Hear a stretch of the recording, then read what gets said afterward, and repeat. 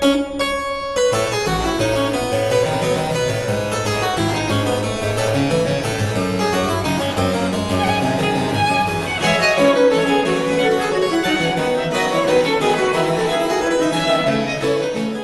les amis, donc aujourd'hui je vais vous montrer comment je fais à ma manière un pâté de canard délicieux, facile en préparation, la technique est simple, suivez-moi à la lettre. Nous avons besoin donc pour cette préparation les éléments suivants: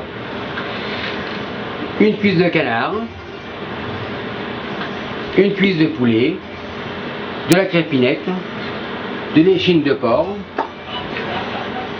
deux magrets, ail, laurier, étain, bien sûr la terrine, les ramequins c'est pour l'excellent, et voilà. Je vous ai énuméré les éléments de composition de ce pâté.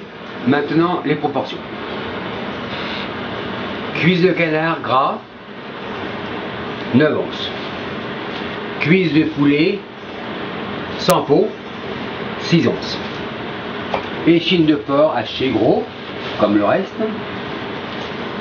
1 livre 16 onces, un magret de canard avec peau, 1 livre 16 onces. Et voilà. Voici donc les proportions.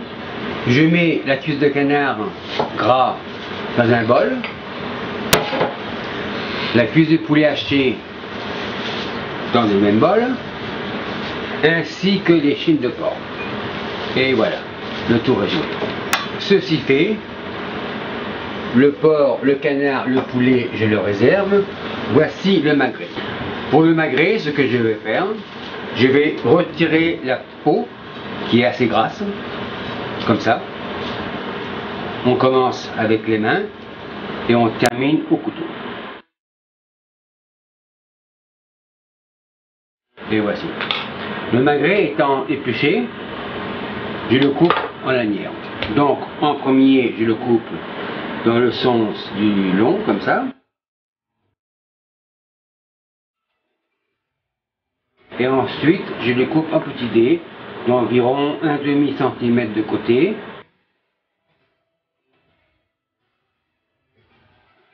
Ceci étant fait, je réserve le magret coupé en dés. Et voilà. Pour la marinade, donc, on a besoin du poivre, du sel, cognac, ail, thym, laurier, et voilà. Je procède de cette façon. Je prends donc tout ce petit monde, poulet, canard, échine, je l'étale à peu près d'une hauteur de 1,5 cm. Les magrets, j'ai fait pareil. Maintenant, passons à la marinade. Donc, c'est simple. L'ail, je l'écrase et je la dispose un petit peu par-ci par-là.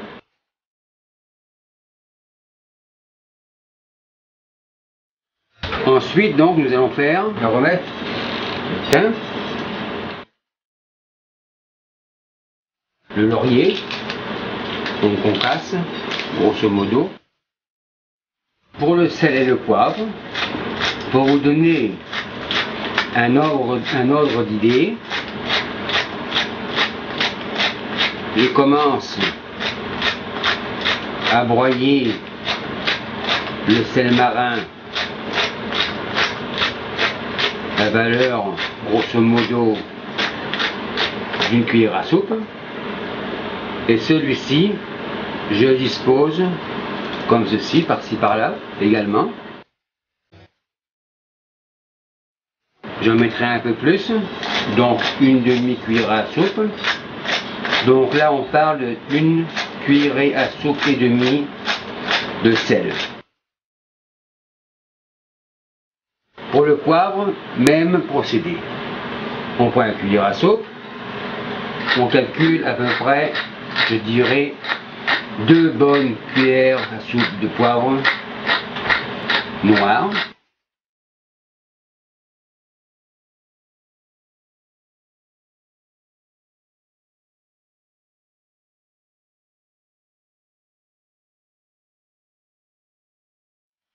un peu de cognac. Ce n'est pas la peine de prendre un cognac très cher.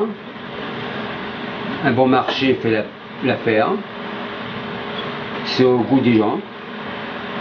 Moi j'opte pour un cognac bien ordinaire. Je vais filmer le tout.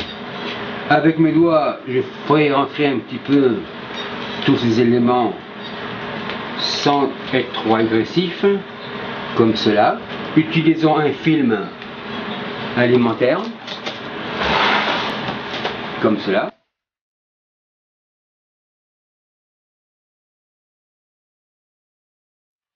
Ceci étant fait, on le met dans le frigidaire toute la nuit et à demain.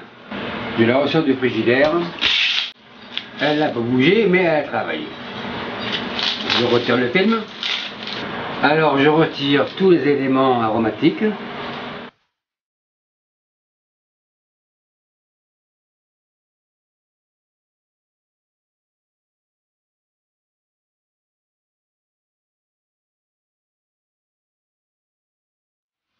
Nous mettons cette farce dans un bol. Nous voyons la texture. Grosso modo, le gras est impeccable. Il n'y en a pas trop. Si vous trouvez à votre goût personnel qu'il n'y en a pas assez, j'ai donc haché à la grosse grille, comme la viande, la peau du magret. Moi, je pense en mettre un peu plus. Donc voilà, c'est suffisant. Tout va très bien.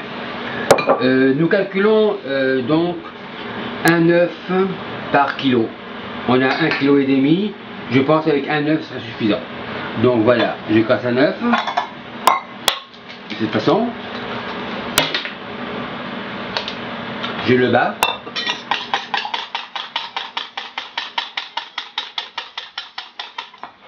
Et je le mets dans mon appareil. Ceci étant fait, le foie de volaille peut faire l'affaire. Moi j'ai opté pour un foie de canard gras. Donc voilà, je le coupe en petits cubes. De cette façon. Il est semi-gelé, donc il est beaucoup plus facile à couper. Et je ne veux pas qu'il se déchire. Donc ces petits cubes vont rester assez fermes durant le mélange de l'appareil. Donc nous pouvons faire ce mélange avec une spatule, à la machine, au pétrin.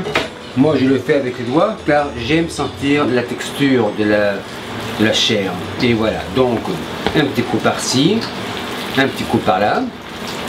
Et bien entendu, pour le sel et le poivre, cela est très dangereux dans une préparation comme celle-ci. Donc un petit truc de professionnel, on peut faire une petite boulette comme ça, la faire cuire au four et la goûter pour savoir si le sel et le poivre est bien présent et non pas omniprésent. Si par erreur de jugement vous avez mis trop de poivre ou de sel, surtout le sel car le poivre n'est pas désagréable en soi, nous pouvons toujours ajouter un petit peu d'échine de porc. Tout est bien mélangé, tout est homogène, consistance impeccable, assez moelleuse, glissante sous les doigts. On pétrit veut dire de la façon que l'on pétrit une pâte brisée sans trop écraser la chair, mais en la mélangeant quand même assez efficacement pour que toutes les fibres se mélangent et adhèrent à la cuisson. Et voilà, donc opération terminée. Maintenant on va mouler. Deux options. La barbe de porc qu'on met en dessous, on remplit l'appareil, on la recouvre de barbe. C'est une option, mais je vais opter pour une qui est plus esthétique, c'est la crépinette. La crépinette, c'est une membrane qu'on trouve dans le porc. Donc celle-ci, je la mets D'abord, je légalise, comme cela. L'excédent, on le garde. Et on chemise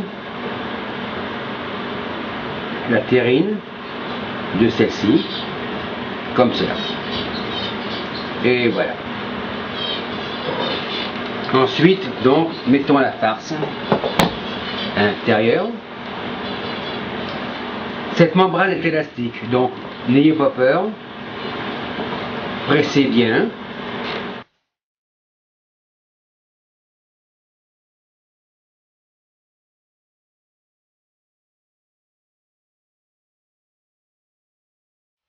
Alors voilà, donc ma terrine est presque terminée, super jolie, bien bombée, bien égalisée, et voilà. Et si l'on veut faire une petite décoration façon professionnelle, on met quelques feuilles de laurier comme cela.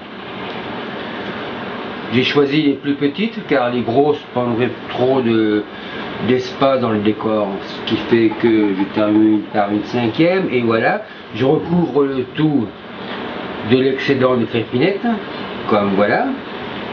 Je prends cette extrémité que je remets par-dessus, comme cela. Je peux étirer sans problème. On rentre l'excédent de la crépinette avec les index, comme cela.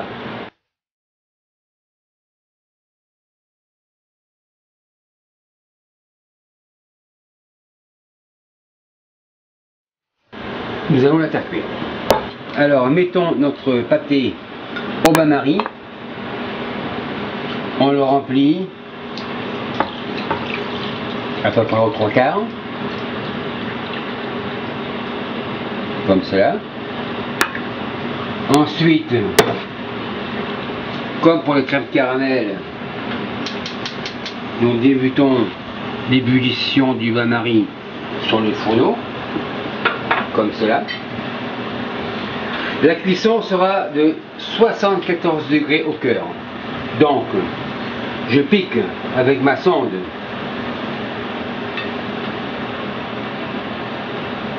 au milieu de la terrine, comme cela, à 74 degrés au cœur. La terrine ou le pâté devrait être cuit. Je dirais environ 2 heures, 1h30 à 2h30 de cuisson. Donc allons-y et puis allons faire une sieste. Après 2h30 de cuisson,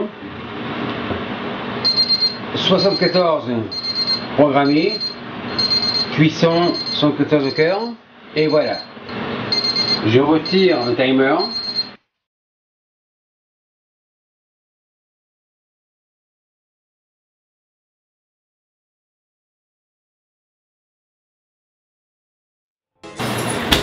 Four off, ventilation off, lumière off.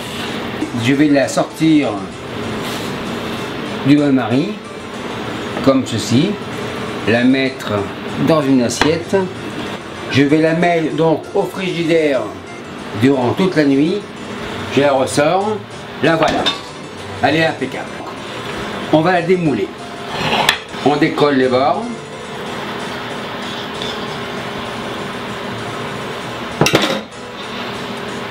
Un petit coup de chaleur, comme cela.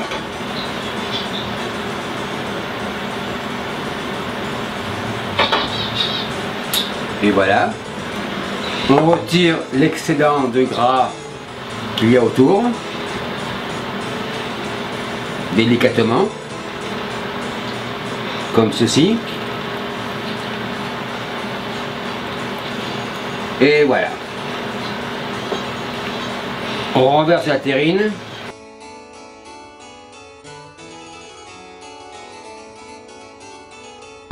Appel d'air, c'est parti. Je retire la gélatine et les gras qu'il y a autour, comme ceci.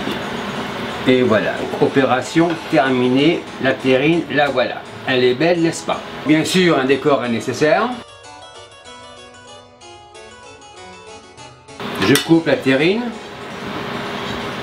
comme ceci.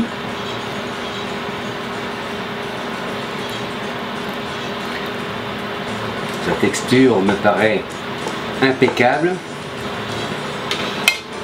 Waouh, il est joli, n'est-ce pas? Donc on voit les maquerettes de canard un peu plus foncées, les œufs ont fait la liaison, le foie est apparent par-ci par-là, donc la terrine est très belle. Opération décoration. Donc on place la terrine comme ceci. Je couperai la deuxième partie en deux comme cela. Et voici. Puis faisons des tranches.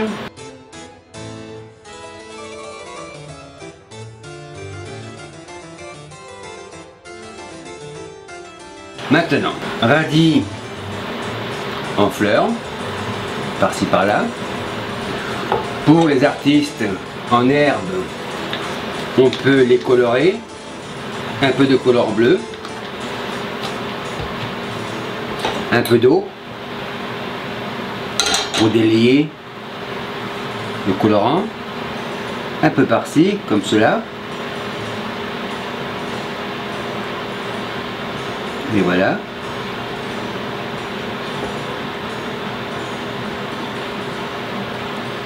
Et voici un radis.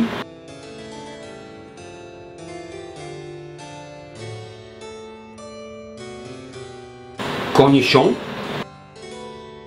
oignons marinés, persil en branche.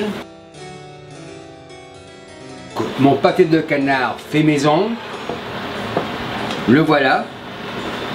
Allons déguster. Satisfaction garantie ou recette remise. Au revoir, à la prochaine.